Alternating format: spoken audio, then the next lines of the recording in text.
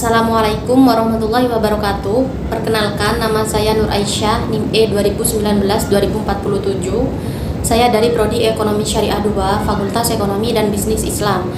Di sini saya akan menjelaskan sedikit materi tentang teori dan analisis produksi.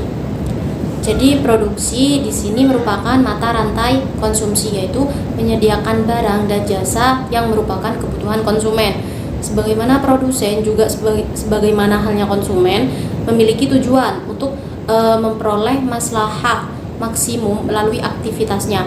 Jadi produsen dalam perspektif ekonomi Islam bukanlah seorang pemburu laba maksimal, melainkan pemburu maslahah. Ekspresi maslahah dalam kegiatan produksi adalah keuntungan dan berkah, sehingga produsen akan menentukan kombinasi antara berkah dan keuntungan yang memberikan maslahah maksimal.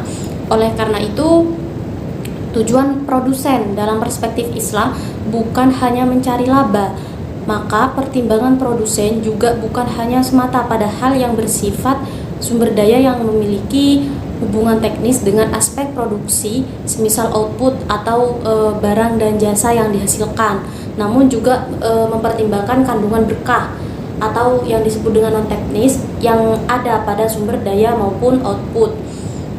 Di sini ada 6 poin penting. Yang pertama itu adalah atribut fisik dan nilai dalam produk. Sebuah produk yang dihasilkan oleh produsen menjadi bernilai atau berharga bukan hanya karena adanya atribut fisik dari produk semata, karena adanya berbagai atribut fisik dari produk tersebut, tapi juga karena adanya suatu nilai atau yang disebut dengan value yang dipandang berharga oleh konsumen. Atribut fisik yang melekat pada suatu barang, misalnya bahan baku pembuatannya, kualitas keawetan barang tersebut, bentuk atau desain barang, dan lain-lain. Contohnya, 2 buah baju gamis yang mempunyai fungsi yang sama, tetapi harganya berbeda karena gamis ada yang berharga mahal karena kualitasnya itu lebih nyaman meskipun bentuknya sama. Poin yang kedua di sini adalah input produksi dan berkah. Kegiatan produksi membutuhkan berbagai jenis sumber daya ekonomi yang lazim disebut input atau faktor produksi, yaitu semua bentuk faktor yang memberikan kontribusi baik secara langsung maupun tidak langsung dalam proses produksi. Maka faktor-faktor produksi ini mendeskripsikan dalam faktor sumber daya alam, faktor finansial, faktor sumber daya manusia, dan faktor waktu. Misalnya dalam sebuah perusahaan produksi mobil, pemroduksian mobil tidak bisa dibuat hanya dengan tersedianya besi dan atau karet saja, atau ada tenaga kerja saja, atau ada pengusaha mobil saja, tetapi merupakan ini kombinasi antara berbagai faktor produksi sebagai input produksi. Poin yang ketiga di sini adalah kemuliaan harkat kemanusiaan sebagai karakter produksi. Harkat kemanusiaan ini harus mendapat perhatian besar dan utamanya dalam keseluruhan aktivitas produksi.